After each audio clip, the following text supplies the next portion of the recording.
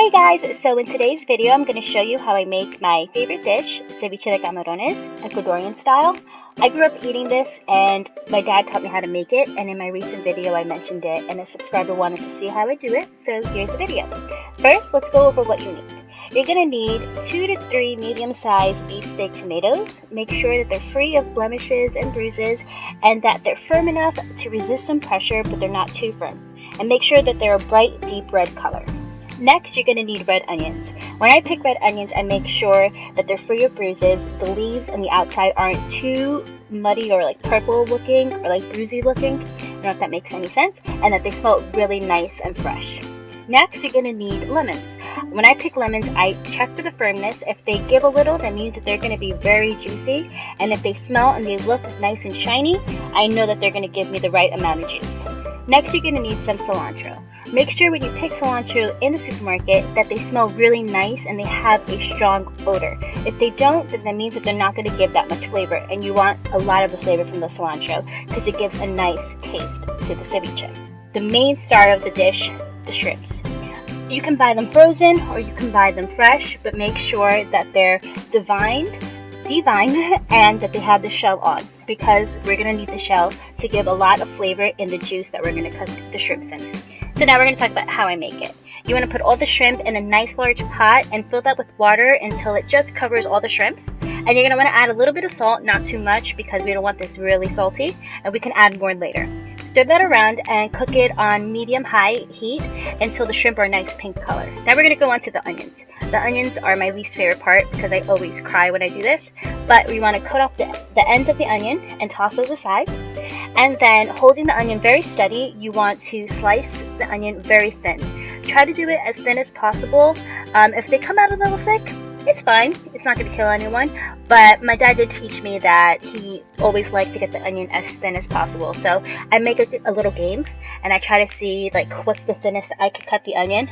Sometimes they come out thick, but it's fine because we're going to do something to the onion later that's kind of going to make it better if it's a little thick. So yeah, make sure to be very careful in this step because it's very easy to cut yourself. A trick that I came up with when I was making this was I dig my nails a little bit into the onion. I'm not doing it now, but sometimes when an onion is very finicky and it moves around a lot, I'll dig my nails into it to kind of steady it, and it helps a lot. So yeah, just try to make it as thin as possible, and then I'll show you the next step.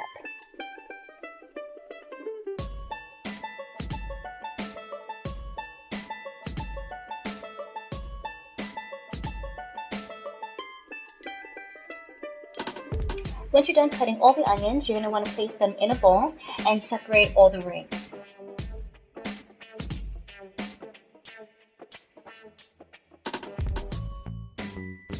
Next, we're going to clean the onions. We're going to bring the bowl to the sink, and with your nice big tub of salt, you're going to sprinkle a good amount of salt on top of the onions, and we're going to use the salt to bring out that slimy layer of protection that the onions have that cause us to cry when we cut them. And the salt just really cleanses it and pulls out that sliminess. So really work the salt into the onions and massage it really, really nice and be sort of forceful with the onions. You really want to massage that and get as much of that bitter, sour sliminess out of the onions as much as possible. You'll notice that as you massage the onions with the salt, that they start to get softer and they get a little more flimsy. And this is good because that means that we're really pulling out that bitter sliminess. Once you've massaged it, you want to rinse it with some water. I like to fill it to the top where the onions are covered and kind of massage it and shake it up and make sure that I really loosen up whatever's been pulled out of the onions.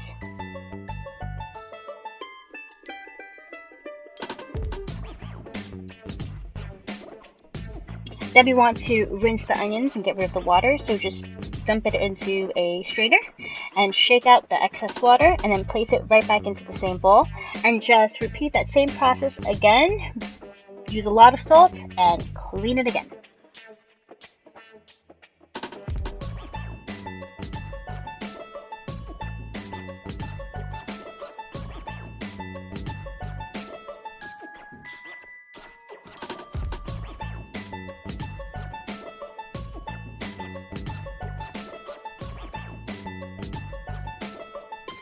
Now after you've repeated the process, we're going to put it in that strainer again.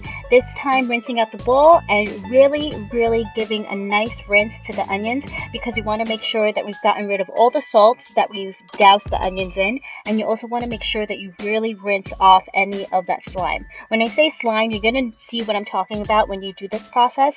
You're going to see that you pulled out all of that bitter barrier that causes us to cry. It gives a really bitter taste to the onion if you don't clean it out this way. So I always make sure to do a really good job with this. So once you're done rinsing it really well, you're just going to place it back into that glass bowl, because we're going to use this bowl to be our serving bowl. So place it in there, and once you get every little bit out, we're going to go on to the next step, which is the tomatoes.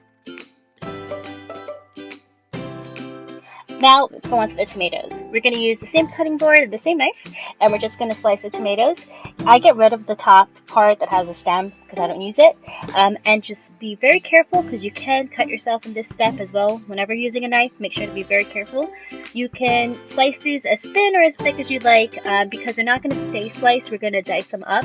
So I tend to make the onions. I tend to make the tomatoes a little thicker, so that they're a good size when I dice them up. So again, take your time, be careful, and just get those babies sliced. Then we're going to go on to dicing them. I separate them into 2 stacks of tomatoes, and I just cut them lengthwise. And then once I'm done cutting them lengthwise, I turn them over, and I repeat the process. But I'm taking my time, I don't know what I'm doing here, but finish it. Okay, and then I turn it around, and then I just do the same thing, and this way it's diced perfectly, as you can see.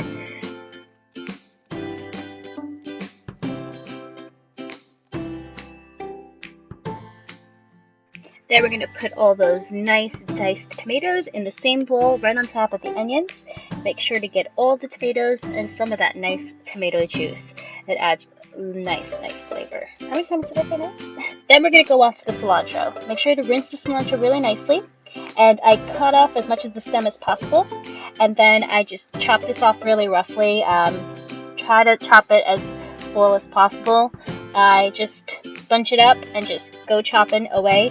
Make sure to be careful. Like I said, whenever you're working with the knife, it's very dangerous. So make sure to pay attention to where your little fingers are and don't chop them. Then I just throw it in to the same bowl and mix it around. Make sure that you incorporate the tomatoes and the onions and the cilantro all together. Give a good stir.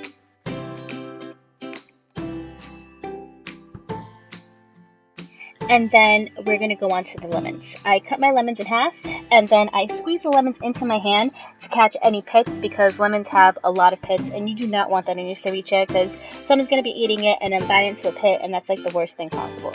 So squeeze it into your hands, let the pits fall into your hands, and then just toss them to the side. And you're going to use as many lemons as you like. If you like your food really citrusy, use more lemon. If you like it less citrusy, then use less lemons. I go a little overboard with my lemons because I just love them so much, and I love to really have that lemon flavor. So just make sure as you're squeezing the lemons to just give it a taste and stop wherever you feel comfortable, or keep going and put as much lemon as you like.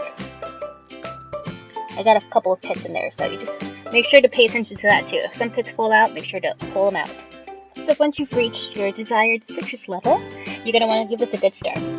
So next, this might seem a little weird, but we're going to add about a cup of that water that the shrimp's cooked in. That's where we get the shrimp with the shell on, because it gives a lot of flavor to the water. This adds more flavor to the ceviche. It gives it more of a seafood shrimpy taste. Normally, ceviche is cooked with the shrimp sitting in lemon juice, because the lemon really cooks the shrimp as long as you leave it sitting there for hours. But in order to avoid that lengthy process, we kind of cheat a little. We cook the shrimp in water, and then we use some of that water to kind of mimic the lemony, shrimpy flavor that we would have gotten if we let the shrimp cook in the lemon juice. So I hope that makes sense. But yeah, that's why we add some of that water to the ceviche. Get another spoon and taste it, and make sure that it has enough of the lemon flavor and enough of the shrimp water flavor. And I'll put all like the whole recipe down below of how I do it exactly for 4 servings, but I also tweak it a little bit as I go and kind of add more lemon juice or more water depending on how it tastes. So just, you can follow my recipe exactly how I write it down below, or you can kind of tweak it for how you like it. It's basically, cooking is basically what you want to do. You can take a recipe and kind of make it your own. So like I said, you can follow mine exactly how I write it down below, or you can tweak it for yourself.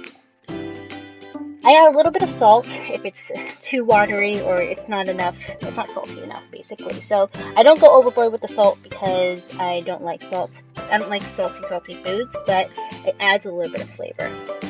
The final step is to just take the onions out of the water and just take the shells off. And sometimes once I've de-shelled all the shrimp, sometimes I'll cut them in half or sometimes I'll leave them whole. But for this recipe, I just left them whole. Depending on how many pounds of shrimp you get, if you get a little less, then you can cut up the shrimps to make it look like there's more. But I got a good amount of shrimp this time, so I left them whole. And then once you get them all deshelled, you're just going to add them to the bowl and just mix that around and make sure that all the shrimp are incorporated in the ceviche evenly.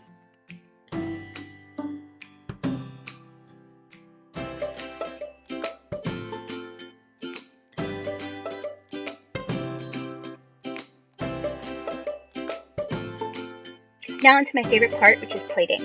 I use any plate that I have, and I used a Pyrex glass bowl to kind of shape the rice. I fill it with the rice, and then I really pack it in to form the shape of the bowl. And then I transfer it onto the plate by just flipping it over, and then you're left with a nice mountain of rice. And then grab as much of your ceviche as you want to put as one serving. I usually use a lot. And mix it around. But then before I put the ceviche on the rice, I make a little like indent at the top of the rice. Kind of do a little like indentation, like a little pool where the ceviche is going to sit on top of. I hope that makes sense. Make sure you get a good amount of shrimp at the top. And then you're just going to kind of do like a cascade of ceviche going down the side of the mountain of rice. And it gives a nice look to it. I don't know, I think it makes it look a little fancy. You can do this step if you like. If not, you don't have to. But I like to plate it nicely so that it looks like we're at a like expensive restaurant. I know that sounds crazy, but so yeah, you're gonna do that, and then you are done with the dish. So guys, that's it for the video. If you guys recreate this dish, make sure to post a picture on Instagram or Twitter and tag me in it. If you really enjoyed this type of video and enjoyed watching it, make sure to give me a thumbs up so I know and I can do more. Subscribe if you haven't subscribed already, and I will see you guys in my next video. Bye guys! Yummy! But I did get into a physical fight with my sister, if that even counts. Really, really good, super affordable, cheap,